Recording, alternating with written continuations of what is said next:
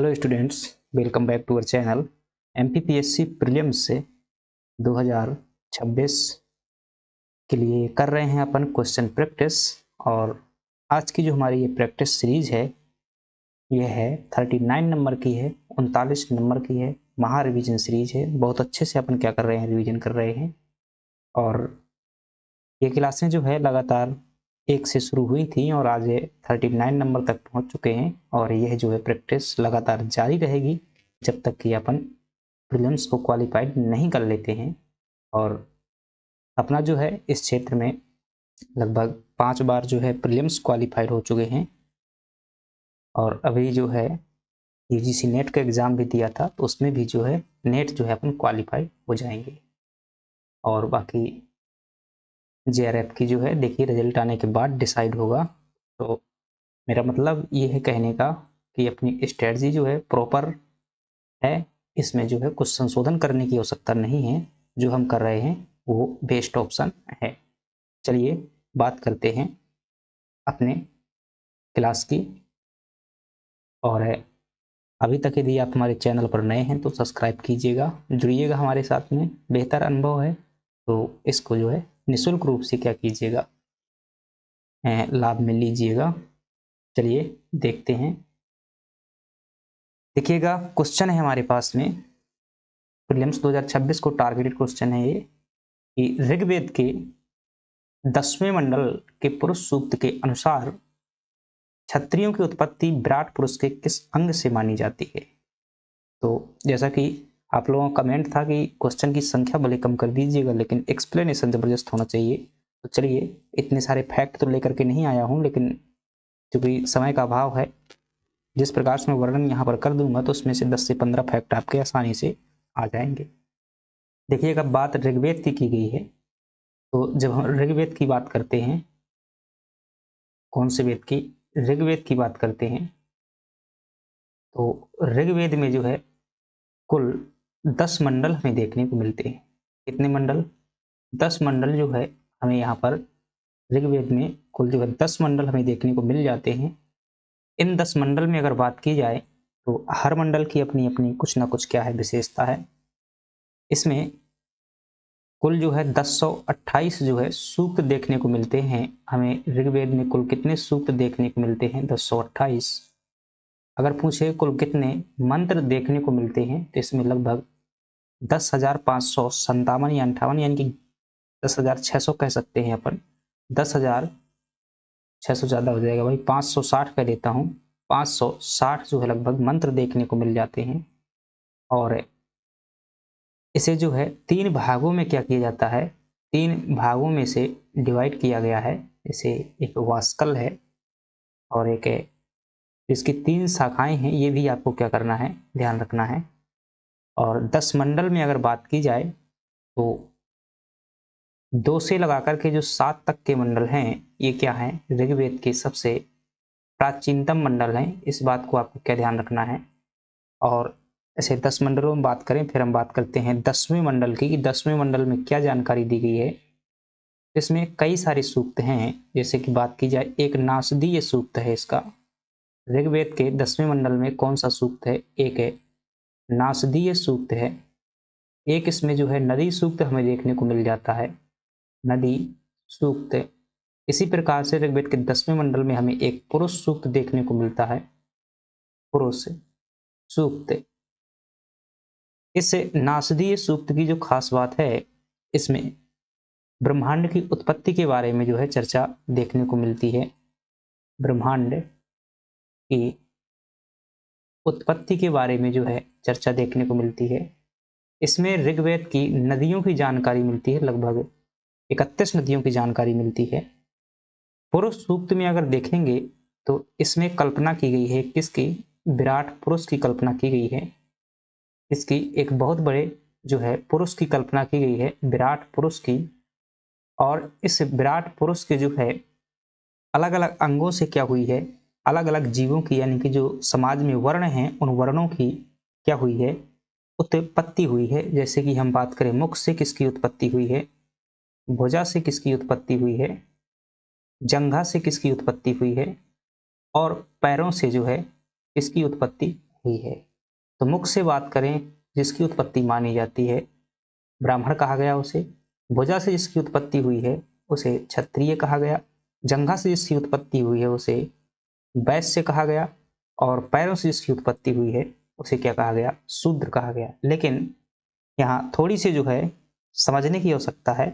आप लोग जो क्या है उच्च स्तर के विद्यार्थी हैं, तो इन चीज़ों को समझिएगा कि जिस प्रकार से पैरों के बिना संपूर्ण शरीर का जो है अधूरा होता है, यानी कि एक स्थान से दूसरे स्थान तक नहीं चल सकता, उसी प्रकार से जंघा जो है शरीर में ना होने पर शरीर का कोई अस्तित्व ही नहीं रहेगा। यदि भुजा ही नहीं रहेगी तो क्या है, आपका शरीर कोई मतलब का नहीं है। अगर मुख नहीं है तो भी मतलब का नहीं है। कहने का आशय ये है कि जिस प्रकार से शरीर के सभी अंगों का बराबर महत्व है, उसी प्रकार से समाज के चारों वर्णों का महत्व है। यही क्या कहलाती है, वर्ण व्यवस्था कहलाती है। आपसे पूछे कि वर्ण व्यवस्था की जानकारी ऋग्वेद में कहाँ मिलती है, तो ऋग्वेद के 10वें मंडल के पुरुष सूक्त के अंतर्गत एक विराट पुरुष की कल्पना की गई है। तो ये जानकारी आपको क्या करना है, ध्यान रखना है। उम्मीद है कि आपको जो चीजें समझ में आई होंगी। तो क्या पूछा है, क्षत्रियों की उत्पत्ति कहाँ से मानी जाती है, भुजाओं से मानी जाती है। चलिए, अगर जानकारी पसंद आए तो जो है कमेंट बॉक्स में जरूर बताइएगा, क्योंकि संशोधन जो है आपकी रुचि और गैर रुचि के अनुसार जो है होता रहता है। अगर आप नहीं कुछ बताते फिर बाद में हम परिवर्तन कर देते हैं, तो आप कहते हैं कि ऐसा नहीं वैसा ही रहने दीजिएगा। तो जो है अपनी रुचि का जो है प्राथमिकता जरूर दीजिएगा। जो चीज़ें अच्छी लगती हैं तो उन्हें अच्छी बताइएगा, जो बेकार लगती हैं तो बेकार बताइएगा, क्योंकि संशोधन जो है जरूरी है। परिवर्तन के साथ में जैसी जैसी दौड़ होती है उसी हिसाब से चेंजेस किए जाते हैं। देखिएगा इसमें जो है वही दिया हुआ है, भुजाओं से इसकी उत्पत्ति हुई है। पुरुष सूक्त में जो है चतुवर्ण, जिसे चार वर्ण वर्ण व्यवस्था भी कहा जाता है, का वर्णन है। इसमें ब्राह्मणों की उत्पत्ति जो है मुख से, क्षत्रियों की जो है भुजा से, और वैश्यों की जो है जंघा से, और शूद्रों की उत्पत्ति पैरों से की गई है। यह सामाजिक श्रम विभाजन का प्रारंभिक स्वरूप है। ध्यान रखिएगा, यह वर्ण व्यवस्था मूल रूप से कैसी थी, कर्म आधारित थी। कैसी व्यवस्था थी, कर्म आधारित थी। भले ही उत्पत्ति आपकी कहीं हुई हो, आप अगर किसी दूसरे वर्ण का कर्म करने लगते हैं, कार्य करते हैं, तो आप उस वर्ण के हो जाएंगे। बाद में यह व्यवस्था कैसी हो जाती है, जन्म आधारित हो जाती है। तो ध्यान रखिएगा, ये प्रश्न भी आ जाता है कि वर्ण व्यवस्था मूल रूप से कैसी थी, तो आप क्या बताएंगे, कर्म आधारित। बात करते हैं दूसरे प्रश्न की, और दूसरा प्रश्न है हमारे पास में जिसमें पूछा जा रहा है कि वह एकमात्र उपनिषद कौन सा है जिसमें जीवन के चारों आश्रमों का क्रमिक उल्लेख देखने को मिलता है। अगर आपसे पूछा जाए कि आश्रम व्यवस्था, तो आश्रम व्यवस्था जो है हमारी संस्कृति का क्या रही है, आश्रम व्यवस्था जो है हमारी संस्कृति का क्या रही है, हिस्सा रही है। और इसके तहत जो है 4 आश्रम भारतीय संस्कृति में देखने को मिलते हैं। कितने आश्रम, 4 आश्रम जो है भारतीय संस्कृति में देखने को मिलते हैं। कौन कौन से, एक हमें जो पहला आश्रम देखने को मिलता है उसका नाम है ब्रह्मचर्य आश्रम। दूसरा आश्रम जो है उसे क्या कहते हैं, गृहस्थ आश्रम। तीसरा आश्रम जो है उसे क्या कहते हैं, वानप्रस्थ आश्रम। चौथा आश्रम जो है उसे क्या कहते हैं, संन्यास आश्रम। तो हर आश्रम में कुछ ना कुछ व्यक्ति के क्या होते थे, लक्ष्य होते थे। तो इस उम्र की अगर मैं बात करूं, ब्रह्मचर्य आश्रम जो है लगभग 8 वर्ष से लेकर के 25 वर्ष तक जो है माना गया है। इसे 25 वर्ष से लगाकर के 50 वर्ष तक माना गया है। इसे 50 वर्ष से लगाकर 75 वर्ष तक माना गया है। और इसे जो है 75 से लगाकर 100 तक माना गया है। जो ब्रह्मचर्य आश्रम होता था, इसका मूल उद्देश्य शिक्षा और ज्ञान का ग्रहण करना होता था। जो गृहस्थ आश्रम था, इसमें क्या किया जाता था, विवाह संपन्न होता था, विवाह संस्कार। और इसमें जो है अर्थ कमाया जाता था, यानी कि पैसा रुपया कमाया जाता था। और जो काम हमारा एक पुरुषार्थ है, जिसे वैवाहिक जीवन निर्वहन के दौरान जो है किया जाता है। और साथ ही साथ इसी आश्रम में जो है संतान की उत्पत्ति करनी होती थी। इसी आश्रम में जो है 3 जो ऋण होते हैं उन ऋणों से मुक्त होना होता है। इसी आश्रम में जो है पंच यज्ञों का क्या करना होता है, संपादन करना होता है। वानप्रस्थ आश्रम में व्यक्ति जो है घर के जीवन को छोड़ करके कहाँ, जंगल की ओर जो है पलायन हो जाता है। वानप्रस्थ का मतलब ये होता है वन की ओर प्रस्थान करना। संन्यास आश्रम में समस्त माया मोह को त्याग कर वह मोक्ष प्राप्ति के लिए क्या करने लगता है, भगवान का जाप करता है। तो ये बातें ध्यान रखिएगा। आश्रम व्यवस्था में व्यक्ति की आयु जो है 100 वर्ष मानी गई है, और उसे जो है एक स्टेज में, हर स्टेज में क्या किया गया, वर्गीकृत किया गया है। तो कोई पूछे आश्रम व्यवस्था क्या है, तो क्या बताएंगे कि उद्देश्यपूर्ण जीवन जीने की क्रमिक व्यवस्था ही क्या है, आश्रम व्यवस्था है। और इन चारों आश्रमों की जानकारी जो हमें देखने को मिलती है जवाली उपनिषद में हमें देखने को मिल जाती है। ध्यान रखिएगा, आपसे पूछे सबसे प्राचीनतम उपनिषद कौन सा है, तो आप क्या बताएंगे, छांदोग्य उपनिषद। मुंडक उपनिषद कौन से वेद का है, तो आप क्या बताएंगे, अथर्ववेद का है। और इसकी खास बात यह है कि इसमें जो है सत्यमेव जयते का उल्लेख मिलता है, सत्यमेव जयते का उल्लेख मिलता है। कठोपनिषद ध्यान रखिएगा, इसमें जो है यम नचिकेता संवाद की जानकारी मिलती है। किसकी जानकारी, यम नचिकेता संवाद की जानकारी मिलती है। चलिए आगे बढ़ जाते हैं, तो व्याख्या में वही चीजें जो है लिखी हुई हैं, आप जो है पढ़ लीजिएगा। आगे बढ़ जाते हैं कि भारतवर्ष शब्द का प्रथम निश्चित अभिलेखीय प्रमाण निम्नलिखित में से किसमें देखने को मिलता है। तो भारतवर्ष की जानकारी देखें तो यह हमें खारवेल के जो है हाथी गुम्फा अभिलेख में देखने को मिलती है। खारवेल का हाथी गुम्फा अभिलेख कहाँ पर स्थित है, तो आप क्या बताएंगे, यह है उड़ीसा राज्य में स्थित है। साथ ही साथ इसमें नहर निर्माण का जो है प्राचीनतम प्रमाण भी हमें देखने को मिल जाता है, जो कि तंसुली नहर के नाम से जानी जाती है। महापद्म नंद द्वारा इसका निर्माण करवाया गया था। अशोक का भाब्रू शिलालेख जो है फ्रेंड्स ये राजस्थान में स्थित है, और इसमें जो है क्या कहता है, अशोक स्वयं को मगध राज कहता है। तो कई बार प्रश्न आ जाता है कि एकमात्र अभिलेख कौन सा है जिसमें अशोक स्वयं को मगध राज कहता है। रुद्रादमन का जूनागढ़ अभिलेख जो है ये कहाँ पर स्थित है, गुजरात में स्थित है। और इसकी खास बात है कि इसमें जो है सुदर्शन झील के निर्माण और पुनर्निर्माण की जानकारी मिलती है। किसकी, सुदर्शन झील के निर्माण और पुनर्निर्माण की जानकारी। समुद्रगुप्त के प्रयाग प्रशस्ति की पहली बात ध्यान रखिएगा, इसकी रचना जो है हरिसेन द्वारा की गई थी, इस बात को ध्यान रखेंगे। दूसरी बात अगर की जाए तो इसमें जो है समुद्रगुप्त की उपलब्धियों की जानकारी देखने को मिलती है। प्रशस्ति का मतलब ही क्या होता है, उपलब्धियां। इसमें समुद्रगुप्त की उपलब्धियां और कौन सी उपलब्धियां कि उसने जो विजय की हुई है उनकी जानकारी मिलती है। कैसी विजय, इसमें जो है समुद्रगुप्त की नीतियों की जानकारी मिलती है कि इस समुद्रगुप्त द्वारा आर्यावर्त को विजय करने में कौन सी नीति अपनाई गई थी, दक्षिण भारत को विजय करने में कौन सी नीति अपनाई गई थी, पश्चिम भारत को विजय करने में कौन सी नीति अपनाई गई थी, और जो आटविक राज्य थे जनजातीय राज्य उनको जीतने में कौन सी नीति अपनाई गई थी। अगर बात की जाए दक्षिण भारत में जो है इनके द्वारा नीति अपनाई गई थी, ग्रहण मोक्षानुग्रह की नीति अपनाई गई थी। कौन, ग्रहण मोक्षानुग्रह, ग्रहण मोक्षानुग्रह की नीति अपनाई गई थी, यानी पहले ग्रहण कर लिया, बाद में पैसा टैक्स देने पर उन्हें मोक्ष प्राप्त कर दिया, यानी कि मुक्त कर दिया। पश्चिम भारत में अगर बात करें तो यहाँ पर कन्योपायन की नीति अपनाई गई थी। कौन सी, कन्योपायन, मतलब अपनी कन्या का विवाह हमारे यहाँ पर करो और पांव पूजो। तो ये जो है विदेशी शासकों के प्रति अपनाई गई थी। और यहाँ पर जो है सर्व करदानम की नीति अपनाई गई थी। सर्व करदानम, चार नीतियां हैं मुख्य रूप से, सर्व करदानम, कन्योपायन, ग्रहण मोक्षानुग्रह और पृषभोधरण, सर्व करदानम, कन्योपायन और ग्रहण मोक्षानुग्रह, चार नीतियां हैं। आगे बढ़ जाते हैं, जो समुद्रगुप्त हैं इन्हें ध्यान रखिएगा, इनके सिक्का जो हैं कौन से हैं, बीड़ा प्रकार के सिक्के किसने चलवाए थे, समुद्रगुप्त ने, ये बात ध्यान रखना है। और अगर बात की जाए समुद्रगुप्त ने जो है पहली बार परम भागवत की उपाधि भी धारण की हुई थी। कौन सी उपाधि, परम भागवत की। समुद्रगुप्त को जो है लिच्छवी दौहित्र भी कहा जाता है, लिच्छवी दौहित्र भी कहा जाता है, लिच्छवी दौहित्र भी कहा जाता है। चलिएगा अगले प्रश्न की बात करते हैं, तो ये आपका खारवेल अभिलेख हो जाएगा, उसी के बारे में लिखा हुआ है।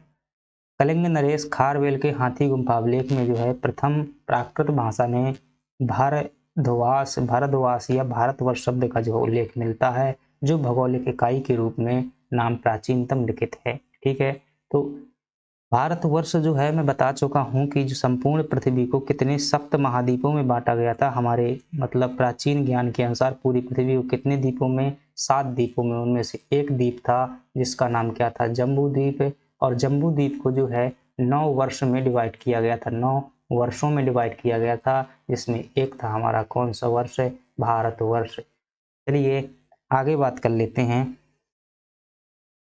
खजुराहो के मंदिरों में प्रयुक्त नागर शैली की वह कौन सी विशिष्ट उपशैली है जिसमें मुख्य शिखर के चारों ओर छोटे शिखर होते हैं। तो देखिएगा जब हम मंदिर शैलियों की बात करते हैं, किसकी बात करते हैं, मंदिर शैलियों की बात करते हैं, तो हमें मुख्यतः 3 प्रकार की मंदिर शैलियां भारतीय संस्कृति में देखने को मिलती हैं। कहो कौन कौन सी।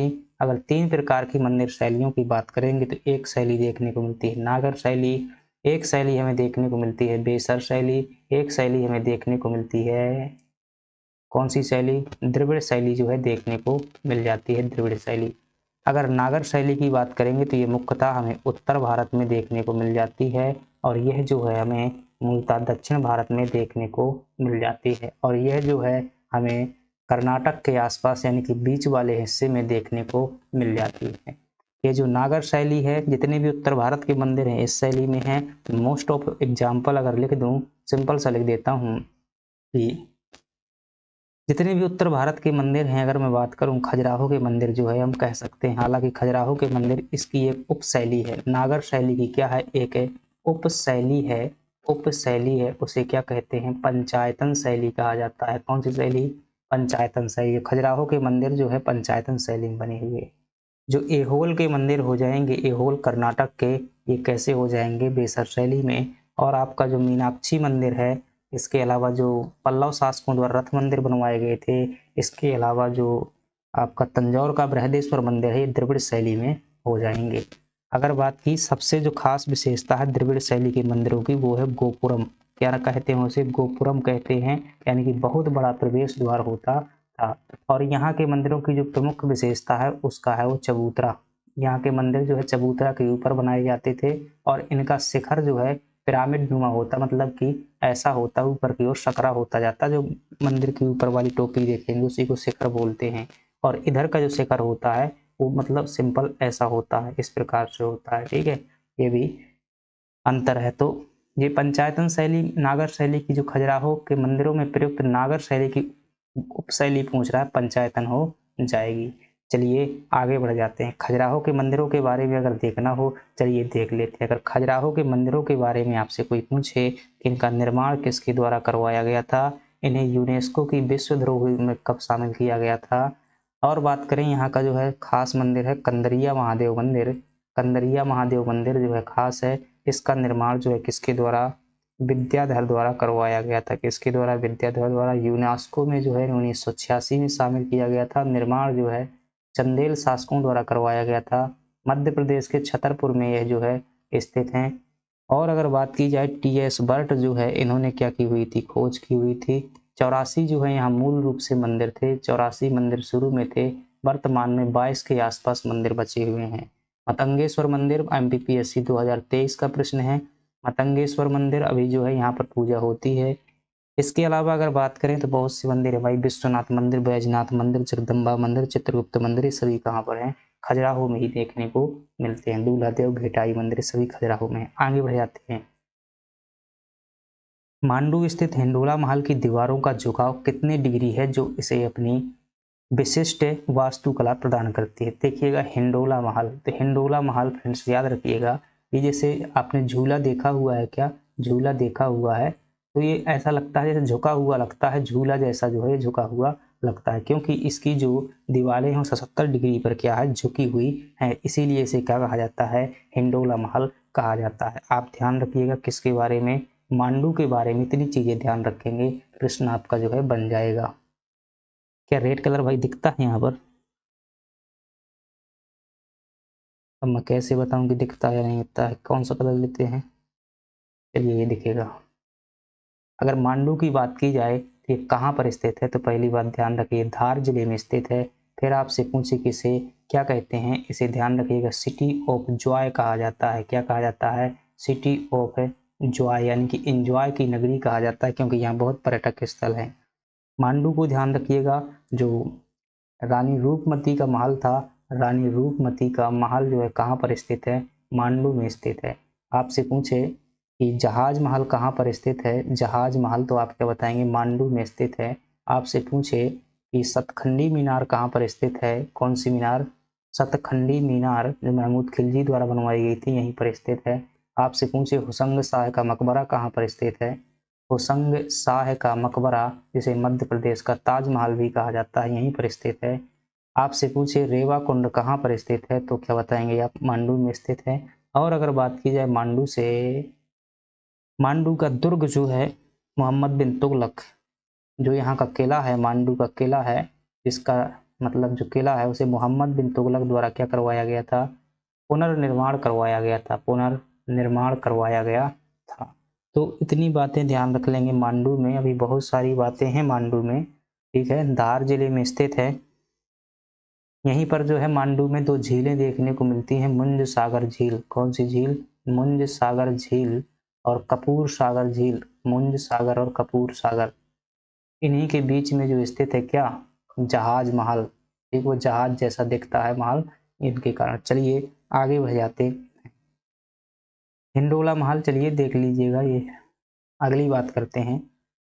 ग्वालियर के सास बहू मंदिर का निर्माण किस कछवाहा शासक द्वारा करवाया गया था। अब देखिए बात आई हुई है ग्वालियर की, तो इस मंदिर की अगर बात की जाए तो किसके द्वारा जो है ये मंदिर बनवाया गया था, पूछ रहा है कछवाहा शासक। तो इसमें राजा महिपाल जो है आपका क्या हो जाएगा, सही जवाब हो जाएगा। राजा महिपाल जो कि है ये मुरैना के कछवाहा शासक थे, यहाँ पर जो है इन्होंने बनवाया हुआ था। राजा मान सिंह तोमर की अगर बात की जाए तो इन्होंने ग्वालियर के किले में क्या बनवाया था, मान मंदिर बनवाया हुआ था। कौन सा मंदिर, मान मंदिर। और जो है क्या बनवाया हुआ था, रानी के लिए, अपनी मृगनयनी के लिए गुजरी महल बनवाया हुआ था। कौन सा महल, गुजरी महल। राजा सूरज सेन की बात करेंगे तो इन्होंने जो है ग्वालियर दुर्ग की जो है निर्माण किया हुआ था। ग्वालियर दुर्ग का निर्माण किसके द्वारा करवाया गया था, राजा सूरज सिंह के द्वारा। राजा विक्रमादित्य तोमर, ध्यान रखिएगा, ये ग्वालियर के जो है शासक थे। इनके समय तक क्या नाम था उसका, इब्राहिम लोधी। क्या नाम था, इब्राहिम, इब्राहिम लोधी। इब्राहिम लोधी द्वारा 1517 ईस्वी में क्या किया गया था, आक्रमण किया गया था और ग्वालियर पर जो है अधिकार कर लिया था। विक्रमादित्य लोधी ने तोमर ने ही क्या दिया था, इब्राहिम लोधी को क्या बोलते हैं उसको, कोहिनूर हीरा दिया था, कोहिनूर हीरा दिया हुआ था। चलिए और अगर बात करेंगे ग्वालियर के किले के बारे में, और अगर आपको याद रखना हो तो ध्यान रखिएगा, आपसे पूछे जिब्राल्टर ऑफ इंडिया किसे कहा जाता है, क्या जिब्राल्टर ऑफ इंडिया किसे कहा जाता है, तो आप क्या बताएंगे, ग्वालियर के किले को। ग्वालियर के किले में ध्यान रखिएगा बहुत सारी चीजें भाई स्थित हैं।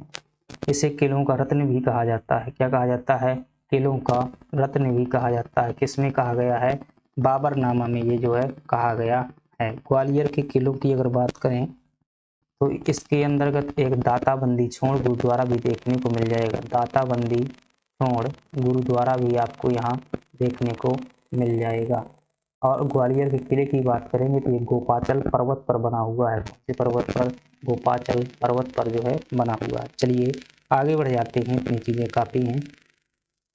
तो राजा महिपाल ने जो है यहाँ पर जो क्या स्थित है, सास बहू मंदिर स्थित है। सास बहू का मंदिर ध्यान रखिएगा, इसे सास बहू ये मत समझिएगा कि मदर इन लॉ और वो बहू नहीं है। यहाँ पर जो है भगवान विष्णु के जो है सहस्त्र बाहु को जो है दिखाया गया है, तो भगवान विष्णु का जो है ये मंदिर है, ये बात ध्यान रखिएगा। चलिए आगे बात कर लेते हैं। चोलामू झील जो कि भारत की सबसे ऊंची झील है, प्रश्न आपसे झीलों को लेकर के पूछा गया है, किस राज्य में स्थित है। तो देखिएगा चोलामू झील जो है आपकी कहाँ पर स्थित है, सिक्किम में स्थित है। उत्तराखंड में अगर बात करेंगे तो नैनीताल झील, ध्यान रखना है, नैनीताल झील कहाँ पर स्थित है, नैनीताल। और राकसताल झील जो कहाँ पर स्थित है, ये आपके उत्तराखंड में है।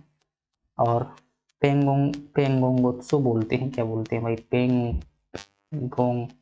पेंगोंगोत्सो, ये रामसर साइड बनी हुई थी, लद्दाख में है।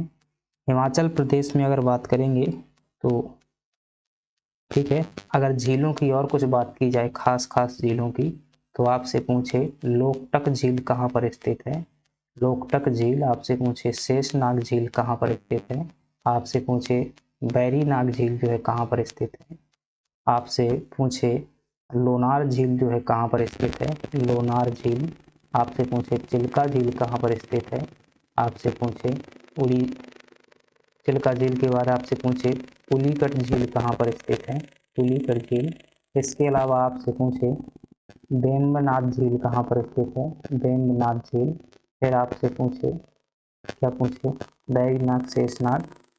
फिर आपसे पूछे बुलर झील कहाँ पर स्थित है, बुलर झील, बुलर झील। फिर आपसे पूछे, अगर चलिए ठीक इतने ही कर लीजिएगा, फिर देखेंगे कि सामर झील एक और कल टाइम में तो वेम्बनाथ झील जो है आपकी केरल में देखने को मिल जाएगी। भारत की जो है आई थिंक सबसे लंबी झील है, ध्यान रखिएगा।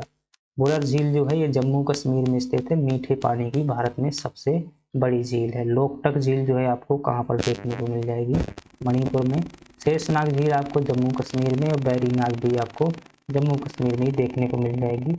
लोनार झील जो है महाराष्ट्र में, और यह जो है क्रेटर झील का उदाहरण है, ध्यान रखिएगा।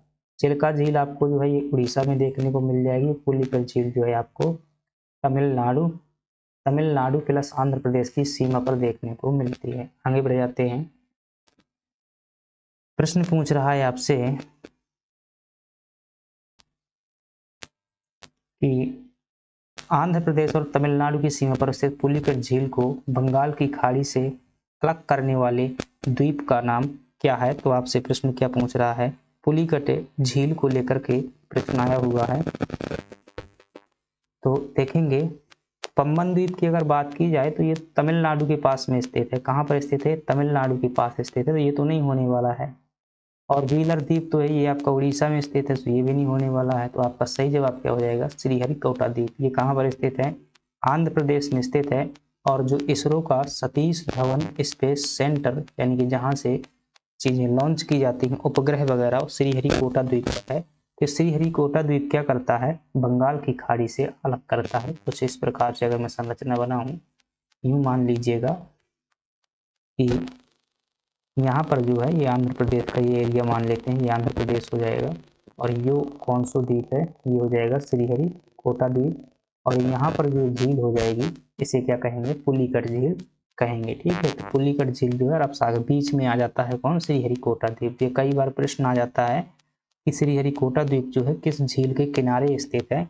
तो क्या बताएंगे, पुलिकट झील के किनारे स्थित है। चलिएगा, द्वीप की बात आई हुई है तो बहुत से द्वीप हैं। अगर बात की जाए अंडमान, चलिए ठीक है। द्वीप चूंकि देखिएगा सिलेबस की सीमा में रहना है अपन को। अगले प्रश्न की बात करते हैं। निम्नलिखित में से कौन सी झील एक विवर्तनिक गतिविधि के परिणाम स्वरूप क्या हुई है, निर्मित हुई है। तो ध्यान रखिएगा, लोनार झील की अभी हमने बात की हुई थी, क्रेटर झील के कारण इसका क्या हुआ है, क्रेटर झील का उदाहरण है। बुलर झील की बात करेंगे, चिल्का झील तो ये क्या है, तटीय झील का उदाहरण है। और सांभर झील ये क्या है, मरुस्थलीय झील है, राजस्थान में स्थित है, मरुस्थलीय झील है। भारत में जो है खारे पानी की सबसे बड़ी झील है, ध्यान रखिएगा। खारे पानी की सबसे बड़ी झील कौन सी है, मरुस्थलीय झील है। बुलर झील जो है आपका क्या हो जाएगा, सही जवाब हो जाएगा विवर्तनिक। विवर्तनिक का मतलब क्या होता है, जब प्लेटें जो है, पृथ्वी जो है कि जो प्लेटें हैं एक मतलब हिलती हैं, बीच में क्या हो जाता है, स्पेस हो जाता है, वहां पर फिर गड्ढा बन जाता है, पानी भरने से झील बन जाती है। तो बुलर झील कहाँ पर स्थित है, आप क्या कहेंगे, जम्मू कश्मीर में स्थित है। मीठे पानी की झील है, मीठी झील है, भारत की सबसे बड़ी मीठे पानी की ये झील भी है। चलिएगा बात करते हैं आगे। जम्मू कश्मीर की बुलर झील जो है भूगर्भीय हलचलों यानी कि टेक्टोनिक एक्टिविटी से क्या हुई है, ये बनी हुई है। और यह भारत की जो है सबसे बड़ी मीठे पानी की झील है, जबकि लोनार झील जो है उल्का पिंड के गिरने से बनी हुई है। देखिएगा, उल्का पिंड के गिरने से बनी हुई है। ठीक है, तो ये भी बातें आपको है ध्यान रखना है। लोनार झील को ध्यान रखिए, क्रेटर झील भी माना जाता है, क्रेटर झील भी माना जाता है, और उल्का पिंड से गिरी हुई भी माना जाता है। चलिए आगे बात करते हैं। मध्य प्रदेश की सिद्ध बाबा चोटी किस पठार की सर्वोच्च चोटी है। तो देखिएगा, सिद्ध बाबा चोटी जो है बुंदेलखंड के पठार की सबसे ऊंची चोटी है, 1172 मीटर ऊंचाई है। मालवा के पठार की अगर चोटियों की हम बात करेंगे तो यहाँ पर जो है एक आपको सिगार चोटी जो है देखने को मिल जाएगी, सिगार देखने को मिल जाएगी। एक यहाँ पर जो है जाना पाव चोटी देखने को मिल जाएगी, एक जो है यहाँ पर धजारी हिल देखने को मिल जाएगी। सिगार की अगर बात करेंगे तो 881 मीटर जो है हमें देखने को मिल जाती है। जाना पाव पहाड़ी में जो है एक है चोटी है, पॉइंट है, जैसे कहते हैं बांचू पॉइंट, क्या कहते हैं, बांचू पॉइंट। इस बांचू पॉइंट से जो है क्या होता है, चंबल नदी का उद्गम होता है। कौन सी नदी का, चंबल नदी का। बुंदेलखंड की बात करेंगे तो बुंदेलखंड की चोटी हो जाएगी सिद्ध बाबा रीवा पन्ना के पठार की अगर चोटी की बात करेंगे तो इसे कगारी प्रदेश अगर मान लिया जाए विंध्यन का, तो विंध्याचल की सबसे ऊंची चोटी हमें देखने को मिल जाती है, जिसका नाम है सद्भावना। क्या नाम है? सद्भावना। सद्भावना कहिए। सद्भावना को इंग्लिश में क्या बोलते हैं? गुडविल बोलते हैं। इसी का एक और दूसरा नाम है चोटी, इसे कहते हैं कालूमा। क्या कहते हैं? कालूमा। ये चोटी जो है विंध्याचल की सबसे ऊंची चोटी है, 752 मीटर जो हमें दिखाई पड़ती है, और यह जो है मध्य प्रदेश के दमोह जिले में स्थित है। अन्य चोटियों की अगर बात करेंगे मध्य प्रदेश के अंतर्गत है, तो एक चोटी जो है आप धूपगढ़ ध्यान कर सकते हैं, एक चोटी जो है आप अमरकंटक ध्यान कर सकते हैं, अमरकंटक। एक चोटी आप जो है यहाँ पर ध्यान कर सकते हैं, जिसका नाम है, हो जाएगा भाई, राजपीपला श्रेणी को चोटी है चूलागिरी। चूलागिरी चोटी को जो है आप क्या कर सकते हैं? ध्यान कर सकते हैं। एक चोटी है टोगरा को ध्यान कर सकते हैं, टोगरा 428 मीटर देखने को मिल जाएगी, मध्य प्रदेश के श्योपुर जिले में देखने को मिलती है, जो कि मध्य भारत के पठार की सबसे ऊंची चोटी है। 1215 मीटर जो है आपको चूलागिरी देखने को मिल जाएगी, बड़वानी जिले में आपको देखने को मिल जाएगी। धूपगढ़ जो है 1352 मीटर देखने को मिल जाएगी, यह जो है आपको होशंगाबाद में देखने को मिल जाएगी। अमरकंटक 1067 मीटर देखने को मिल जाएगी, यह जो है मध्य प्रदेश के अनूपपुर जिले में देखने को मिल जाएगी। चलिए आगे बढ़ते हैं भाई। सॉल्यूशन जो है बहुत इंपॉर्टेंट है, याद रखिएगा, सुनिएगा ध्यान से, और इसको जो है चाहे तो आप लिख सकते हैं। इतनी बार रिवीजन करवा दूंगा ना कि सोते जागते भी क्या करोगे आप, भूल नहीं पाओगे चीजें। ठीक है, कितने नंबर हो गया भाई? 10 नंबर कर लिया। 11 11 नंबर में देखिएगा, 11 नंबर का प्रश्न है, इसमें आपसे पूछा जा रहा है कि विंध्याचल पर्वत श्रेणी की सबसे ऊंची चोटी सद्भावना शिखर किस जिले में स्थित है? और सिंपल सा प्रश्न है, कहाँ बताओगे आप? दमोह जिले में स्थित है। कितनी ऊंचाई है? 752 मीटर जो इसकी ऊंचाई देखने को मिलती है। देखिएगा, अगर मैं मध्य प्रदेश की सिंपल सी मानचित्र बनाऊं, एक छोटा सा, इस प्रकार से मैंने मध्य प्रदेश का क्या किया, मानचित्र बनाया, और मैं यहाँ पर क्या करूँगा, विंध्याचल चोटी को जो है दिखाऊंगा। यहाँ पर आप देख सकते हैं कि ये जो है आपको विंध्याचल श्रेणी के रूप में जो है देखने को मिल जाएगी, इस प्रकार से। ये श्रेणी जो है हम इसे क्या कहते हैं? कैमूर श्रेणी कहते हैं। कौन सी श्रेणी? कैमूर श्रेणी। इस श्रेणी को क्या कहते हैं हम? भांडेर श्रेणी कहते हैं। और इधर क्या कहते हैं? इसे विंध्य श्रेणी कहा जाता है। क्या कहा जाता है? विंध्य श्रेणी। सभी को मिलाकर के विंध्याचल श्रेणी कहा जाता है। एक इसी का विस्तार जो है आपको पारसनाथ पहाड़ी के रूप में, पारसनाथ पहाड़ी के रूप में कहाँ देखने को मिलता है? झारखंड में देखने को मिल जाएगा। तो ये विंध्याचल पर्वत जो है आपको कहाँ से कहाँ तक देखने को मिल जाएगा? तो आप कहेंगे यह जो है गुजरात में देखने को मिलता है, मध्य प्रदेश में देखने को मिलता है, उत्तर प्रदेश में देखने को मिलता है, फिर आपको यह बिहार में देखने को मिल जाएगा, बिहार में, फिर आपको जो है ये झारखंड में देखने को मिल जाएगा। तो इतने में है आपका विंध्याचल पर्वत। ये जो विंध्याचल पर्वत है, इसके दक्षिण में यानी कि यहाँ पर जो एक नदी बहती है, इस नदी का नाम क्या है? नर्मदा नदी बहती है। और इधर जो आपका पर्वत है सतपुड़ा पर्वत कहते हैं, तो ये बात भी ध्यान रखिएगा। चलिएगा आगे, विंध्याचल पर्वत की एक और खास बताऊं तो इसे जो है वास्तुकला का केंद्र माना जाता है, यानी कि गृह निर्माण सामग्री जो होती है, गृह निर्माण सामग्री जैसे कि बलुआ पत्थर, चूना पत्थर, सीमेंट वगैरह, सबका ये क्या है? केंद्र है। प्राचीन काल में जितने भी बड़े बड़े किले बनते थे, तो लाल बलुआ पत्थर यहीं से ले जाया जाता था। आगे बात कर लेते हैं, और अगला है, तो ये सद्भावना हो जाएगी। सतपुड़ा श्रेणी के सबसे पश्चिमी भाग को किस नाम से जाना जाता है? देखिए प्रश्न है आपका सतपुड़ा श्रेणी का। फिर से क्या करूंगा, जल्दी से जो है मानचित्र मध्य प्रदेश का ड्रा करूंगा। सिर्फ समझाने के पॉइंट ऑफ व्यू से भाई अपन मैप ड्रा करते हैं, तो बहुत ज्यादा चैलेंज मत करने जाए, ज्यादा खतरनाक बन गया कि आप कहोगे कि ऐसा मैप बनता है। चलिए ठीक है, कैसा भी बनता है आप समझ जाएंगे, गारंटी है। प्रश्न जो है देखिएगा, सतपुड़ा श्रेणी की जब हम बात करते हैं तो इसको जो है मुख्यतः 3 भागों में बांटा जाता है। ये श्रेणी आपकी पश्चिमी श्रेणी कहलाती है, ये वाली श्रेणी जो है इसे क्या कहते हैं? मध्य श्रेणी कहते हैं। और इधर से जो ये वाली श्रेणी है इसे क्या कहते हैं? पूर्वी श्रेणी कहते हैं। ठीक है, तो ये जो है आपका क्या हो जाएगा? पूर्वी सतपुड़ा हो जाएगा। क्या हो जाएगा? पूर्वी सतपुड़ा हो जाएगा। वो मेकल मान लिया जाता है, इसे क्या कहते हैं? मेकल श्रेणी कह दिया जाता है। और ये क्या हो जाएगा? पश्चिमी सतपुड़ा हो जाएगा। अब देखिएगा, पूछे पश्चिमी सतपुड़ा श्रेणी को किस नाम से जानते हैं? तो इसे राजपीपला श्रेणी के नाम से जानते हैं। कौन सी श्रेणी? राजपीपला श्रेणी के नाम से जाना जाता है, और ये वाली जो श्रेणी है इसे महादेव श्रेणी के नाम से जाना जाता है। सतपुड़ा श्रेणी इसी कहते हैं, महादेव श्रेणी इसकी मुख्य श्रेणी है।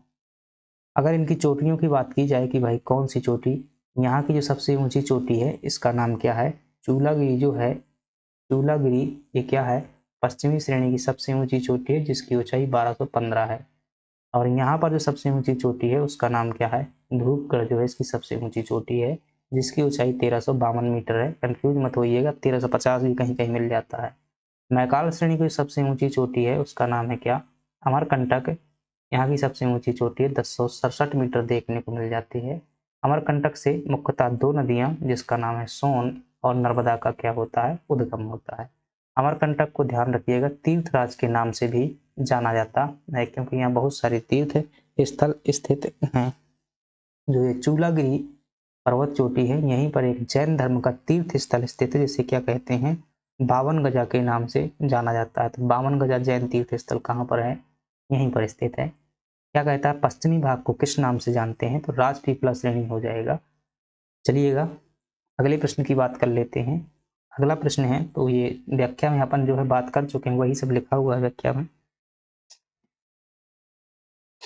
चलिएगा प्रश्न है कि संविधान के किस अनुच्छेद के तहत यह प्रावधान किया गया है कि उपराष्ट्रपति राज्यसभा का क्या होगा, पदेन सभापति होगा। तो देखिएगा क्या प्रश्न पूछ रहा है कि उपराष्ट्रपति के अंतर्गत जो है प्रश्न की चर्चा की गई है। देखिएगा जब हम क्या बात करते हैं, संसद की बात करते हैं, कहाँ समझाऊं, संसद से या कार्यपालिका से, चलिए संसद से उठा लेते हैं। संसद की जब हम भारत में बात करते हैं, पार्लियामेंट, इंडियन पार्लियामेंट की बात करते हैं, तो ये हमेशा 3 लोगों से मिलकर के बनी होती है। संसद के अगर संगठन की बात करेंगे तो ये कौन सा आर्टिकल है भाई, 69 है या, ठीक है, काफ़ी जो है भूल चुका है चीज़ें, आर्टिकल भूल जाते हैं, लेकिन प्रॉपर आर्टिकल याद नहीं कर पा रहा हूँ इस टाइम पर। तो जो ये संसद होती है 3 लोगों से मिलकर के बनती है। एक होता है आपका राष्ट्रपति, राष्ट्रपति, ठीक है। दूसरा होता है यहाँ पर राज्यसभा, राज्यसभा, और जो तीसरा सदन होता है इसका उसे कहते हैं लोकसभा, ठीक है। कोई पूछे राष्ट्रपति इसका सदस्य क्यों होता है, हिस्सा क्यों होता है, क्योंकि राष्ट्रपति जब तक, संसद का मूल कार्य होता है कानून बनाना, जब तक राष्ट्रपति उस पर हस्ताक्षर नहीं कर देता तब तक कोई भी चीज कानून नहीं बन पाती है, इसलिए इसका हिस्सा होता है। यूपीएससी कथन कारण का प्रश्न है। इसे लोकसभा में तो क्या होता है भाई, जो इसका हेड होता है उसे क्या कहते हैं, लोकसभा का अध्यक्ष कहते हैं, और जो इसका हेड होता है उसे क्या कहते हैं, सभापति कहते हैं। लेकिन आपको जानकर हैरानी होगी कि जो है सभापति यहाँ का नहीं होता है, यहाँ सिर्फ पदेन सभापति होता है। क्या होता है, पदेन, यानी कि जो व्यक्ति भारत का क्या होगा, उपराष्ट्रपति होगा, वही व्यक्ति क्या बन जाएगा, यहाँ ऑटोमेटिक पदेन सभापति बन जाएगा। तो ध्यान रखिएगा जो उपराष्ट्रपति होता है क्या होता है, पदेन सभापति होता है। इसलिए प्रावधान के उपराष्ट्रपति राष्ट्रपति अनुच्छेद 64 में क्या किया गया है, ऐसी बात का जिक्र किया गया है कि पदेन सभापति होंगे। अनुच्छेद 63 में जो है क्या कहा गया है, एक उपराष्ट्रपति, उपराष्ट्रपति पद का प्रावधान किया गया है, उपराष्ट्रपति पद का प्रावधान किया गया है। और वर्तमान में भारत के उपराष्ट्रपति कौन है, कहीं बदल तो नहीं गए भाई, जगदीप धनखड़ साहब जो थे ये। और चीज़ों की अगर बात की जाए उपराष्ट्रपति की, तो चलिएगा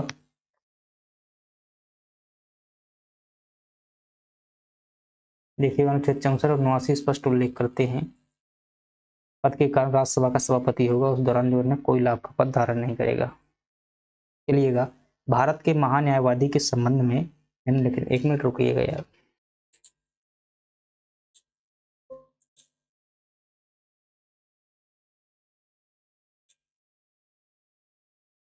हेलो,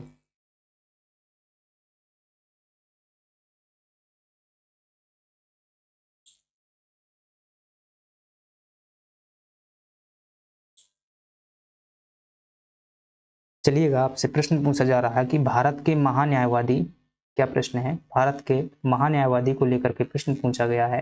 देखिएगा महान्यायवादी को मैं बहुत शुद्ध भाषा में बात करूं कि जो केंद्र सरकार का, केंद्र सरकार का जो वकील होता है उसे क्या कहते हैं, महान्यायवादी कहते हैं। ठीक है, तो ये पता चल गया कौन होता है। फिर आपसे पूछे कि महान्यायवादी का प्रावधान किस अनुच्छेद में है। फिर आपसे पूछे इसकी नियुक्ति किसके द्वारा की जाती है।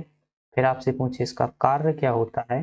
फिर आपसे पूछे भारत के क्या प्रथम न्यायवादी कौन थे, वर्तमान में कौन है। याद होगा क्या मुझे वर्तमान में, पता नहीं, देखते हैं। प्रावधान जो है अनुच्छेद 76 में आपको महान्यायवादी का प्रावधान देखने को मिलेगा। नियुक्ति जो है भारत के राष्ट्रपति द्वारा क्या की जाती है, नियुक्ति की जाती है। इसका कार्य होता है कि सरकार के ये क्या करता है, मतलब जो केंद्र सरकार है उसके वकील के रूप में कार्य करता है। कोई भी लड़ाई होती है, चाहे राज्यों से लड़ाई हो, चाहे कोई मुद्दा हो, तो सुप्रीम कोर्ट में सरकार का क्या करता है, प्रतिनिधित्व करता है।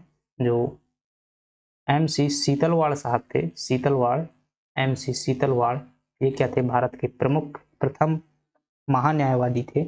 और वर्तमान में जो है के वेणुगोपाल थे, बदल चुके हैं। R वेंकट रमणी क्या नाम है जो वर्तमान में है, R वेंकट रमणी, वेंकट वेंकट रमणी साहब जो है ये क्या है, वर्तमान में महान्यायवादी हैं। इसी प्रकार से जो है महान्यायवादी के पास में ये अधिकार होता है कि ये संसद में भाग ले सकता है। ध्यान रखिएगा, संसद में भाग लेने और इसे बहस करने को भी क्या होता है, अधिकार होता है, लेकिन इसे वोट देने का अधिकार नहीं होता संसद में। राज्य स्तर पर जो राज्य सरकार का वकील होता है उसे क्या बोलते हैं, उसे क्या बोलते हैं, एडवोकेट जनरल बोला जाता है सर, ठीक है। महान्यायवादी महाधिवक्ता बोलते हैं, ठीक है। राज्यों में क्या कहा जाता है, इसे ही, मतलब ऐसा ही एक पद होता है, तो राज्यों में क्या बोलते हैं, महाधिवक्ता। वर्तमान में जो है प्रशांत सिंह मध्य प्रदेश के महाधिवक्ता हैं, महाधिवक्ता कहा जाता है। सही जवाब क्या होगा, एडवोकेट जनरल के संबंध में कौन सा कथन सही नहीं है। वह संसद की कार्यवाही में भाग ले सकता है, बिल्कुल सही बात है। उसे संसद में मतदान करने का अधिकार है, भाई मतदान का अधिकार नहीं होता है। वह भारत के किसी भी न्यायालय में सुनवाई कर सकता है, ये बिल्कुल सही बात है, क्योंकि वो वकील है सरकार का। उसका कार्यकाल राष्ट्रपति की प्रसाद पर्यंत होता है, बिल्कुल बात सही है। कार्यकाल निश्चित नहीं होता, जब तक राष्ट्रपति चाहे तो उसे क्या कर सकता है, कार्य पर रहने दे सकता है। तो आपका सही जवाब क्या होगा, ऑप्शन बी जो है सही हो जाएगा। आगे बात करते हैं, देखिएगा अनुच्छेद 88 के अनुसार जो है महान्यायवादी को संसद के दोनों सदनों में बोलने और कार्यवाही में भाग लेने का अधिकार होता है, लेकिन किसी विषय पर मतदान का अधिकार नहीं होता। आगे बढ़ जाते हैं, उपराष्ट्रपति के चुनाव से संबंधित विवादों का निपटारा करने का अधिकार किसके पास जो है सुरक्षित है। सही जवाब होगा सर्वोच्च न्यायालय। देखिएगा, अगर हम बात करें तो निर्वाचन आयोग का जो प्रावधान है भारतीय संविधान के अनुच्छेद 324 में है। और निर्वाचन आयोग का कार्य क्या होता है, मुख्य रूप से चुनाव करवाना। क्या करवाना, चुनाव करवाना। किसका चुनाव करवाना भाई, एक तो ये राष्ट्रपति साहब का चुनाव करवाता है, एक जो है उपराष्ट्रपति साहब का चुनाव करवाता है, राष्ट्रपति उपराष्ट्रपति। इसके अलावा बात करें तो ये लोकसभा के चुनाव करवाता है, राज्यसभा के चुनाव करवाता है, विधानसभा के चुनाव करवाता है, विधान परिषद के चुनाव करवाता है, ठीक है। अब देखिएगा, अगर इनमें क्या होता है, किसी भी प्रकार की चुनाव के संबंध में मतलब त्रुटि होती है, तो इनकी प्रारंभिक सुनवाई किसके द्वारा की जाती है, प्रारंभिक सुनवाई जो है किसके द्वारा की जाती है, इलेक्शन कमीशन ऑफ इंडिया द्वारा। लेकिन राष्ट्रपति और उपराष्ट्रपति के चुनाव का जो मतलब निर्णय का अधिकार होता है, उसमें कौन होता है, सुप्रीम कोर्ट जो है इसका प्रमुख होता है, ठीक है। तो ये ध्यान रखिएगा, तो कौन हो जाएगा, सर्वोच्च न्यायालय सही हो जाएगा। निर्वाचन आयोग अनुच्छेद 324 संविधान का भाग 15 में जो है इलेक्शन कमीशन है, ठीक है। आगे बढ़ जाते हैं, सर्वोच्च न्यायालय, तो आर्टिकल 71 ध्यान रखिएगा, आर्टिकल 71 के तहत जो है राष्ट्रपति तथा उपराष्ट्रपति के चुनाव संबंधित सभी संदेहों और विवादों की जांच और निर्णय केवल सर्वोच्च न्यायालय द्वारा किए जा सकते हैं। मध्य प्रदेश में गन कैरेज फैक्ट्री कहाँ पर स्थित है, आपसे क्या पूछा गया है, ये प्रश्न पूछा जा रहा है कि मध्य प्रदेश में गन कैरेज फैक्ट्री कहाँ पर स्थित है। सही जवाब होगा आपका गन कैरेज फैक्ट्री जबलपुर में स्थित है, ध्यान रखिएगा। कटनी को क्या कहा जाता है, चूना नगरी के नाम से जो है कटनी को जाना जाता है। किस नाम से, चूना नगरी के नाम से। जो ग्वालियर जो है ये संगमरमर के लिए विख्यात है, सफेद संगमरमर जो है कहाँ पर निकलता है, ग्वालियर में, जबलपुर में भी। इटारसी में जो है ये, अगर आपसे पूछे मध्य प्रदेश का सबसे बड़ा रेल जंक्शन कौन सा है, तो आप क्या बताएंगे, इटारसी है। जबलपुर में बहुत सारी बातें हैं भाई, ध्यान रखिएगा। अगर आपसे पूछे नेताजी सुभाष चंद्र बोस मेडिकल कॉलेज कहाँ पर है, जवाहरलाल नेहरू जवाहरलाल नेहरू कृषि विश्वविद्यालय कहाँ पर है? जबलपुर में है। डुमना हवाई अड्डा कहाँ पर है? जबलपुर में है। दुर्गावती की समाधि कहाँ पर है? बरेला गांव में है दुर्गावती की समाधि। आपसे पूछे संस्कार धानी किसे कहा जाता है? संस्कार धानी जबलपुर को कहा जाता है। भेड़ाघाट कहाँ पर स्थित है? क्या बताएंगे? जबलपुर में स्थित है। जबलपुर का नामकरण पूछे किसके नाम पर है? तो जवाली ऋषि के नाम पर है। जवाली ऋषि के नाम पर। जबलपुर में अगर बात करेंगे तो रविशंकर शुक्ल स्टेडियम देखने को मिल जाएगा।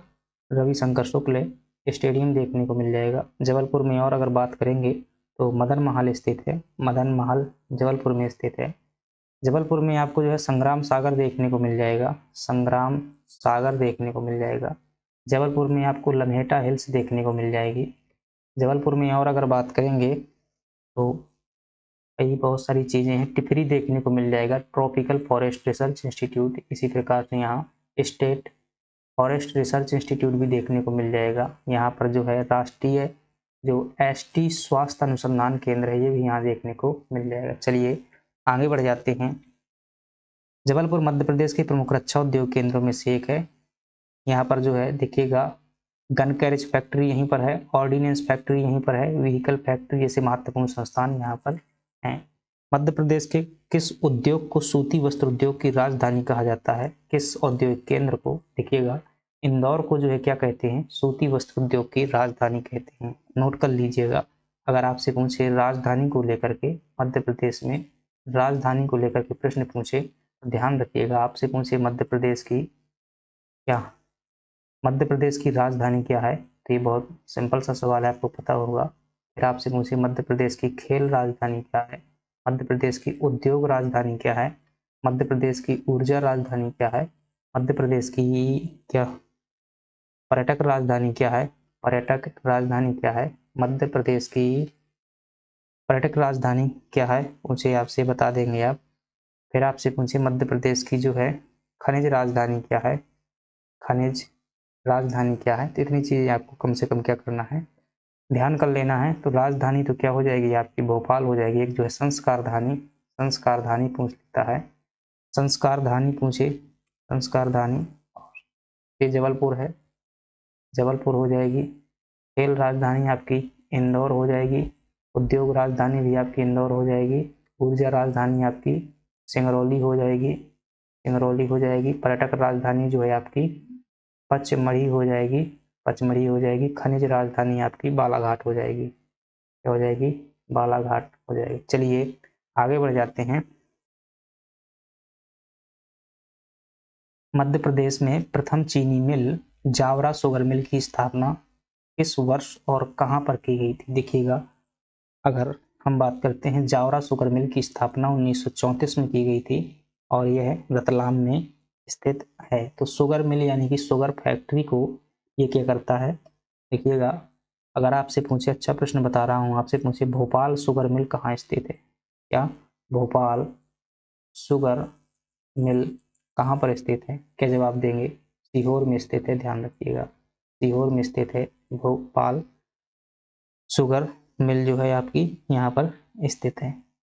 चलिएगा जावरा कहाँ पर है? रतलाम में है। देवास में भी बात करेंगे है उज्जैन में। देखिएगा उज्जैन में जो है आपको यहाँ शिवाजी राव सिंधिया मिल देखने को मिल जाएगी। क्या सही कह रहा हूँ क्या? मंदसौर में है शायद, रहने भाई कंफ्यूज हो रहा है। उज्जैन में एक चीज तो देवास में कुछ कर लीजिएगा, जैसे आप ध्यान रखना बैंक नोट प्रेस कहाँ पर स्थित है? ये 1975 में स्थापित किया गया था और कहाँ पर है? ये देवास में है। उज्जैन में ध्यान रखना अगर आपसे पूछे सोयाबीन संयंत्र, सोयाबीन संयंत्र ये हल्के में न लेना, एशिया का सबसे बड़ा संयंत्र है। सीहोर में अगर पूछे आवासीय खेल विद्यालय कहाँ पर स्थित है? क्या आवासीय खेल विद्यालय कहाँ पर स्थित है? तो आप क्या बताएंगे?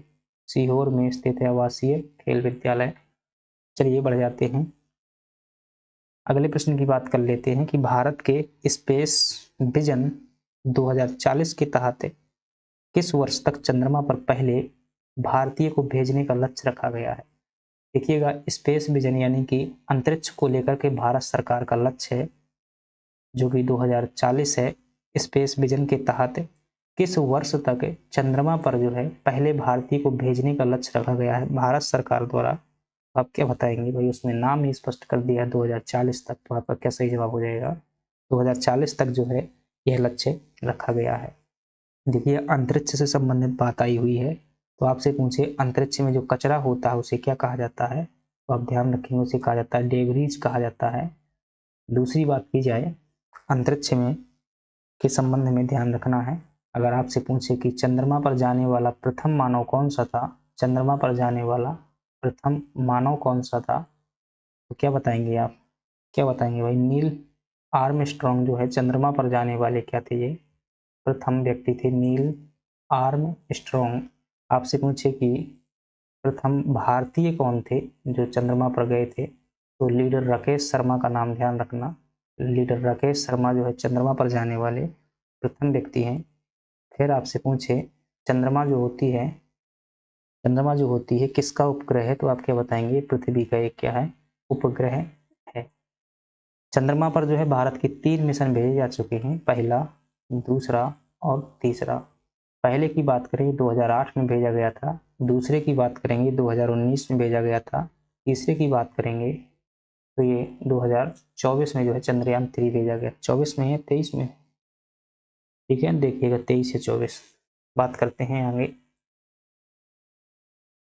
ठीक है, तो ये हो जाएगा। चंद्रयान 3 के लैंडर विक्रम ने चंद्रमा के दक्षिणी ध्रुव पर जिस बिंदु पर, देखिए चंद्रयान 3 मिशन को लेकर के प्रश्न पूछा गया है। जब हम चंद्रयान 3 की बात करते हैं तो पूछे इसे कब भेजा गया था, ये प्रश्न पूछे।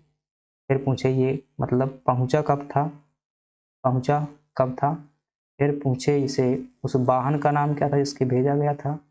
फिर पूछे आपसे कि चंद्रयान 3 को लेकर के तिथि हो जाएगी कब पहुंचा था, वाहन का नाम हो जाएगा, किस स्थान पर वहां पर मतलब उतरा था, और उस स्थान का जो है आपको क्या करना है, नाम बताना है।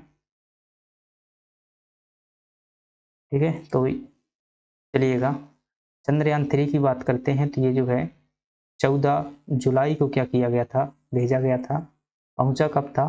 23 अगस्त को जो है ये पहुंचा था, और जिस वाहन से गया था उसका नाम था LVM-3, LVM-3, LVM-3 M4।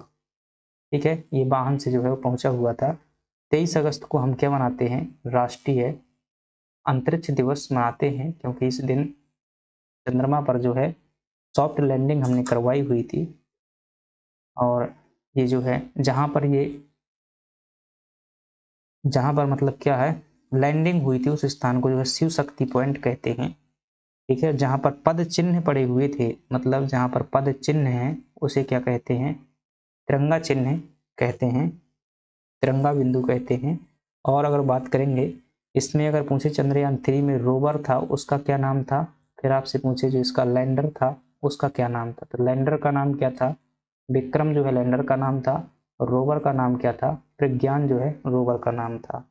अब बताना है आपको इसरो को लेकर के। इसरो की स्थापना पूछे तो आप क्या बताएंगे, 15 अगस्त 1969 में बताएंगे। हेडक्वार्टर पूछे तो कहाँ बताएंगे, बेंगलुरु में, बेंगलोर में बताएंगे। फिर आपसे पूछे इसका जनक पूछे तो आप क्या बताएंगे, विक्रम अम्बालाल साराभाई को बताएंगे। आगे बढ़ जाते हैं, तो ये जो है शिव शक्ति पॉइंट सही हो जाएगा। भारत सरकार ने घोषणा की कि जहां चंद्रयान 3 का लैंडर उतरा उस स्थान को क्या कहेंगे, शिव शक्ति पॉइंट कहेंगे। और जहां चंद्रयान 2 के पद चिन्ह पड़े उसे क्या कहेंगे, तिरंगा बिंदु कहेंगे। चलिए, भारत का पहला समर्पित खगोलीय मिशन कौन सा है जो अंतरिक्ष से ब्रह्मांडीय स्रोत का क्या करता है, अध्ययन करता है, तो ध्यान रखिएगा एस्ट्रोसैट है। ये कौन सा है, एस्ट्रोसैट है। और अगर बात करेंगे आपसे पूछे कि भारत का प्रथम मतलब उपग्रह कौन सा है, ये बात आप ध्यान रखना। फिर आपसे पूछे कि भारत का प्रथम उपग्रह बताओ जो भारत की क्या किया गया हो, धरती से छोड़ा गया हो। फिर आपसे पूछे कि भारत का प्रथम जो है चंद्रमा का मिशन कौन सा है, चंद्रमा का प्रथम मिशन। फिर पूछे मंगल का मिशन कौन सा है, मंगल का मिशन कब छोड़ा गया था। फिर पूछे सूर्य का मिशन भारत में कब छोड़ा गया था। तो इतनी बातें बताइएगा। प्रथम मिशन जो है ये 1972 में छोड़ा गया था, जिसका नाम था आर्यभट्ट नाम था, जो कि भारत की धरती से नहीं छोड़ा गया था, रूस से छोड़ा गया था। भारत की धरती से जो छोड़ा गया पहला उपग्रह था उसका नाम था भास्कर। क्या नाम था? भास्कर। और चंद्रमा पर जब प्रथम भेजा गया था वो 2008 में भेजा गया था, चंद्रयान-1 नाम था। मंगल पर जो है 2013 में भेजा गया था, ठीक है, PSLV-C-25 के माध्यम से, PSLV-C-25 के माध्यम से, और ये जो है PSLV-C-13 के माध्यम से भेजा गया था। सूर्य में जो है आदित्य L1 भेजा गया था, आदित्य L1 2023 में। चलिए आगे बढ़ जाते हैं। एस्ट्रोसैट हो जाएगा 2015 में, जो है क्या किया गया था, इसे लॉन्च किया गया था। ये ब्रह्मांड का अध्ययन करने वाला इसरो का विशिष्ट मिशन है। हाल ही में G20 की अध्यक्षता के दौरान घोषित ग्लोबल बायोफ्यूल अलायंस GBA का नेतृत्व मुख्य रूप से किस देश ने किया हुआ है? तो देखिएगा अभी हाल ही में क्या हुआ है, G20 शिखर सम्मेलन जो कहाँ पर हुआ है, तो पहली बात ये बताइएगा। तो G20 के सम्मेलन की अगर बात की जाए कि आपसे पूछे 23वें नंबर का कहाँ पर हुआ है, क्या बात करते, 23वें नंबर का नहीं, मतलब 2023 में कहाँ पर हुआ था, 2024 में कहाँ पर हुआ था, और 2025 में कहाँ पर हुआ। 2023 में जो 17वें नंबर का है ये भारत में हुआ था, नई दिल्ली में। 2024 में जो है ये ब्राजील में हुआ था, और 2025 में जो है ये जोहान्सबर्ग दक्षिण अफ्रीका में हुआ था, ठीक है। अब G20 की स्थापना की अगर बात की जाए तो इसका मुख्यालय कहीं पर नहीं है, 2008 से जो है इसकी बैठक हो रही है, और फर्स्ट बैठक जो है कहाँ पर हुई थी, USA में हुई थी, वाशिंगटन DC में हुई थी। हाल ही में जो बैठक हुई है यहाँ पर जो है ग्लोबल बायोफ्यूल अलायंस के बारे में चर्चा की गई है, और इसका जो लीडरशिप करेगा वो कौन करेगा, भारत जो है करेगा। इसमें जो अगर पूछे कि कितने सदस्य हैं G20 में, ध्यान रखिएगा 19 जो है इसमें देश हैं, और 2 क्या हैं, संगठन है। कौन कौन से? एक अफ्रीकन यूनियन है और एक जो है यूरोपियन यूनियन है। चलिए आगे बढ़ जाते हैं। भारत जो है भारत ने G20 शिखर सम्मेलन के दौरान जैव ईंधन के उपयोग को बढ़ावा देने के लिए ग्लोबल बायोफ्यूल अलायंस शुरुआत की थी, जिसमें अमेरिका और ब्राजील जो है इसके संस्थापक सदस्य के रूप में हुए थे। मध्य प्रदेश के किस जिले में देश का पहला वीर सावरकर समर्पित म्यूजियम और मेमोरियल पार्क जो है स्थापित किया जाएगा? तो यह जो है वीर सावरकर समर्पित जो है म्यूजियम यानी कि संग्रहालय जो है भोपाल में आपको जो है बनाया जाएगा। इंदौर में जो है यहाँ पर एक आपको देखने को मिल जाएगा संग्रहालय जो है नवरत्न मंदिर जो है, नवरत्न मंदिर, ठीक है, नवरत्न मंदिर हुआ करता था पहले, इसे जो है केंद्रीय संग्रहालय के रूप में क्या किया गया है, विकसित किया गया है। तो ये प्रश्न भी आया हुआ है, केंद्रीय संग्रहालय के रूप में। और भोपाल में अगर बात करेंगे तो यहाँ पर एडवर्ड संग्रहालय देखने को मिल जाएगा, एडवर्ड म्यूजियम, एडवर्ड संग्रहालय ये देखने को मिल जाएगा। उज्जैन में जो है यहाँ पर आपको कौन संग्रहालय देखने को मिलेगा, त्रिवेणी संग्रहालय, त्रिवेणी संग्रहालय जो है आपको उज्जैन में देखने को मिल जाएगा। और सागर में अगर बात करेंगे संग्रहालय को लेकर के, तो सागर में ऐसा कोई खास संग्रहालय नहीं है, यहाँ पर आपको जो है हरि सिंह गौर विश्वविद्यालय देखने को मिल जाएगा, 1946 में बना हुआ था। आगे बढ़ जाते हैं। सागर की अगर बात करेंगे तो कुछ बातें ध्यान रखिएगा। सागर में तो देखिएगा जो जवाहरलाल नेहरू क्या है, पुलिस अकादमी कहाँ पर है, सागर में है। यहाँ पर जो है सागर में हरि सिंह गौर विश्वविद्यालय मिल जाएगा। यहाँ पर जो है आपको राहतगढ़ जलप्रपात मिल जाएगा। यहाँ पर जो है आपको सागर में जो है एक एरण अभिलेख देखने को मिल जाएगा, एरण अभिलेख जो सती प्रथा का प्रथम प्रमाण देता है। यहाँ पर जो है स्टेनलेस स्टील कम्प्लेक्स देखने को मिल जाएगा, स्टील कम्प्लेक्स। सागर में जो है आपको वो लैब देखने को मिल जाएगी, फोरेंसिक लैब देखने को मिल जाएगी, ठीक है। तो इतनी चीज़ें ध्यान रखिएगा। इसके अलावा लाखा बंजारा झील जो है यहीं पर है, गड़ाकोटा। उदान शाह द्वारा जो है 1616 में क्या की गई थी, सागर की स्थापना की गई थी। आगे बात कर लेते हैं। नमो भारत ट्रेन जिसका हाल ही में क्या किया गया, विस्तार किया गया है, भारत की किस श्रेणी की परिवहन प्रणाली है? तो नमो भारत ट्रेन की देखिएगा बात की जाए तो यह जो है आपकी रीजनल रैपिड ट्रांजिट सिस्टम पर जो है आधारित ही क्या है, एक परिवहन प्रणाली है। वंदे भारत की अगर बात की जाए तो ये भोपाल में जो है अभी मतलब 2023 में क्या की गई थी, मध्य प्रदेश में पूछे कि मेट्रो कहाँ से शुरू हुई थी वंदे भारत, तो यहीं से जो है हुई थी। और भोपाल में ही आपको देखने को मिल जाएगा क्या, हबीबगंज रेलवे स्टेशन देखने को मिल जाएगा। हबीबगंज जो देश का पहला क्या है, निजी रेलवे स्टेशन है, निजी रेलवे स्टेशन है। बंसल ग्रुप द्वारा जो है विकसित किया गया है। इनके जलवे भाई अलग हैं भोपाल में, बंसल ग्रुप के। खतरनाक जो है, अपन ने घूमा हुआ है वहां पर, अभी गए थे। चलिएगा, ट्रेन की बात की जाए कि भारत में अगर ट्रेन पूछे कि रेलवे की शुरुआत किस गवर्नर जनरल के समय पर हुई थी, तो क्या बताएंगे, 1853 में हुई थी। और इस समय पर गवर्नर कौन था, डलहौजी जो है इस समय पर क्या था, गवर्नर। आगे बढ़ जाते हैं। तो regional rapid transit system Bharat की पहली जो है सेमी हाई स्पीड क्षेत्रीय रेल सेवा का नाम जो है बदलकर नमो भारत कर दिया गया है। यह दिल्ली मेरठ कॉरिडोर के माध्यम से शहरों को जोड़ेगी।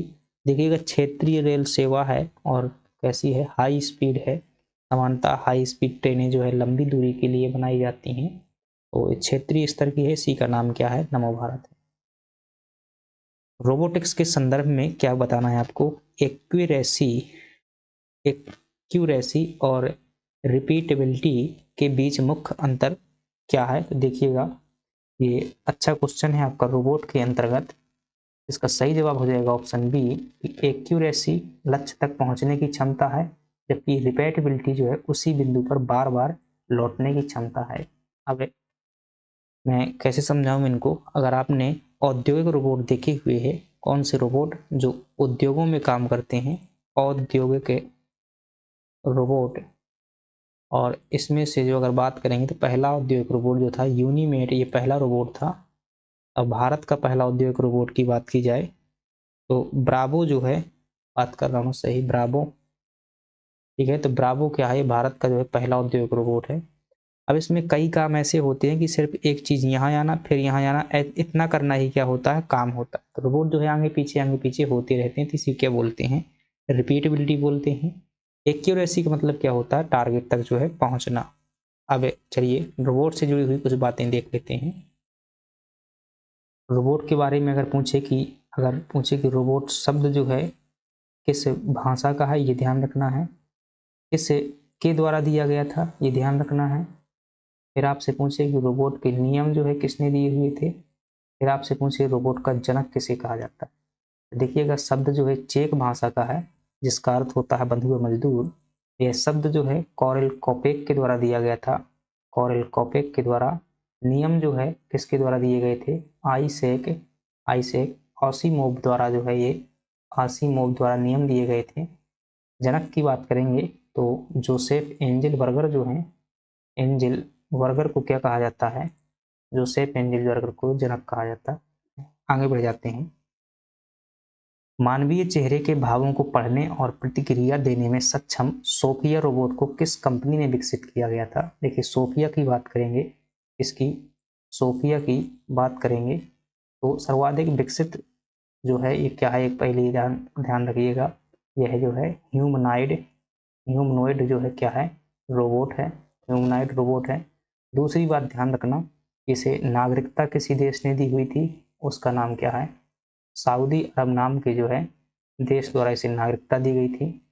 पूछे किस कंपनी द्वारा इसका विकास किया गया था, तो हैंसन रोबोटिक्स नाम की एक कंपनी है, हैंसन रोबोटिक्स, ये ताइवान की कंपनी है, चाइना के अंतर्गत आती है। उसके द्वारा इसे क्या किया गया था, विकसित किया गया था। इसमें 64 प्रकार के जो क्या है फेस एक्सप्रेशन है। अपने मध्य प्रदेश में इंदौर में जो है जलवायु परिवर्तन की मीटिंग को संबोधित कर चुकी है कौन, सोफिया। सही जवाब क्या हो जाएगा, हैंसन रोबोटिक्स जो है आपका सही जवाब हो जाएगा। टेस्ला किसकी कंपनी है, तो आप क्या बताएंगे, जो एलोन मस्क है, एलन मस्क क्या बोलते हैं, एलोन है, एलोन मस्क, ठीक है।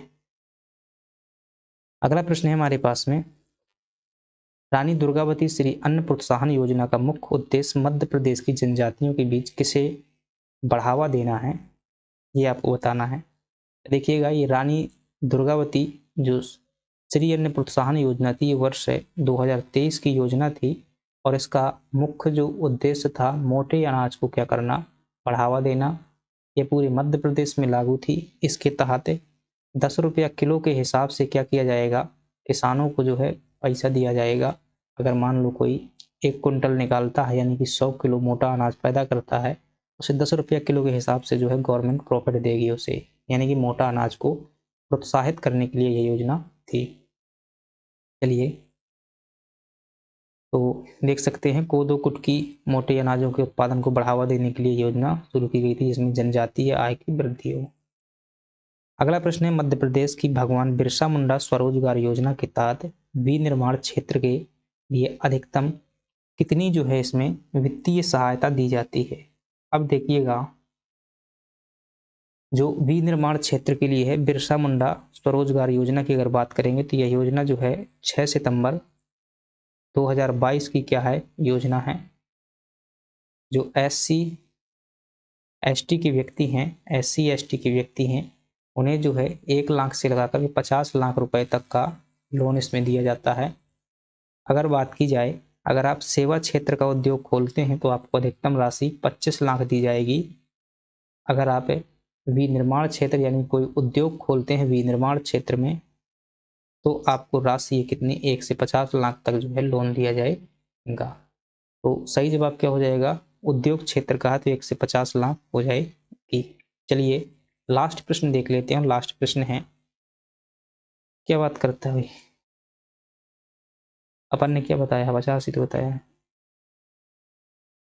लास्ट प्रश्न है हमारे पास में आज का, बिरसा मुंडा स्वावलंबन योजना का प्राथमिक लक्ष्य क्या है। तो अभी हमने पढ़ी हुई है, ये बच्चों को मुफ्त कोचिंग देना नहीं है भाई, जनजातीय बस्तियों में नहीं है, ये जनजातीय कृषि उपकरणों हेतु भी नहीं है, जनजातीय युवाओं को व्यवसायिक प्रशिक्षण। क्या बात करता है भाई, समझ से बाहर प्रश्न है। बिरसा मुंडा के लिए बात की जा रही है। देखिए मैंने समझा है इसे, बिरसा मुंडा एक स्वरोजगार योजना है, भगवान बिरसा मुंडा स्वरोजगार योजना तो उद्योग खोलने के लिए है। लेकिन जो स्वावलंबन योजना है ये किसके लिए, कौशल विकास की एक योजना है जिसमें व्यवसायिक ट्रेनिंग दी जाएगी और मतलब स्किल डेवलपमेंट की जाएगी। तो जनजातीय युवाओं के लिए है तो डी ऑप्शन सही हो जाएगा, कौशल विकास की जो है योजना। तो ये चीज़ें हमारी क्या हो जाती हैं फ्रेंड्स, 30 प्रश्न अपन ने क्या किए, कंप्लीट किए। चलिए धन्यवाद, पसंद आया हो तो लाइक और सब्सक्राइब करना है। ये थैंक यू।